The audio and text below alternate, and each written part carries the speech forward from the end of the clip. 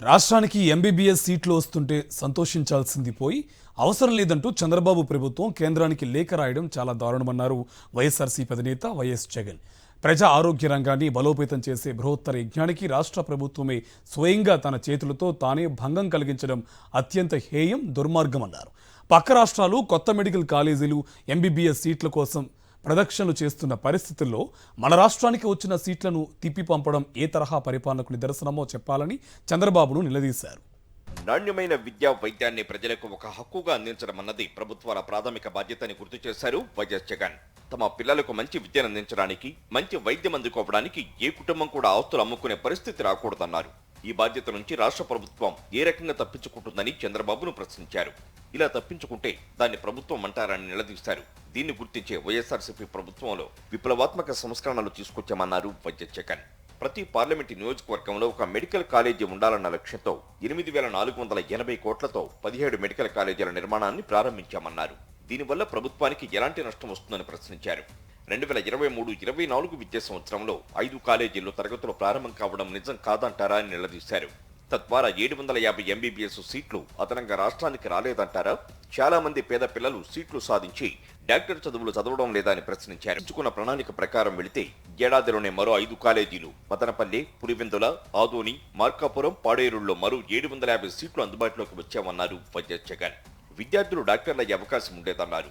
ఇప్పుడు పాడేరు కాలేజీని 50 సీట్లకే పరిమితం చేయడం ఏంటని ప్రశ్నించారు.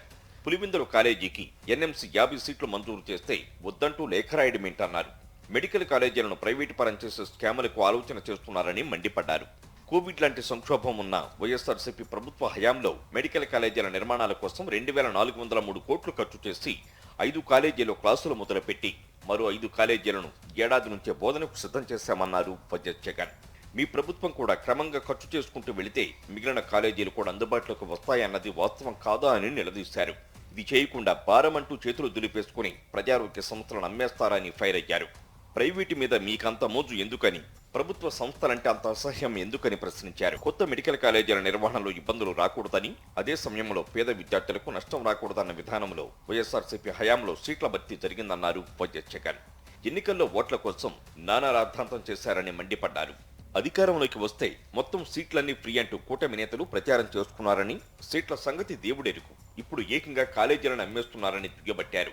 ఇది ఏరు దాటాక తెప్పతగలడం కాదంటారని ప్రశ్నించారు. మోసం చేయడమే చంద్రబాబు నైజమని మరోసారి బయటపడిందన్నారు.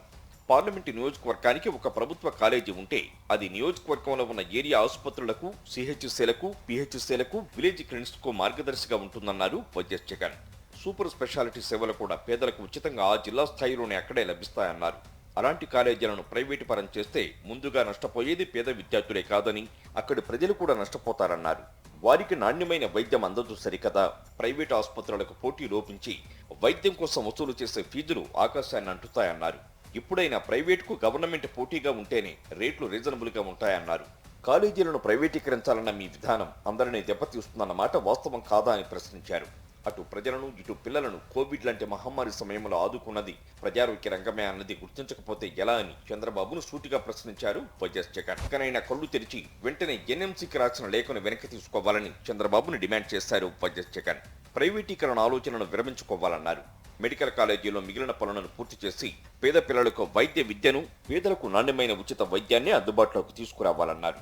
మీకు చేతనైతే ఖర్చు చేస్తూ వెళ్ళండి, మీకు చేత కాకపోతే మళ్లీ మేం వచ్చిన తర్వాత అయినా పూర్తి చేస్తామన్నారు వైఎస్ జగన్.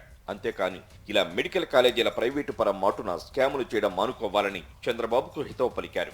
లేదంటే ప్రజల ఆగ్రహానికి చంద్రబాబు ప్రభుత్వం గురికాక తప్పదన్నారు.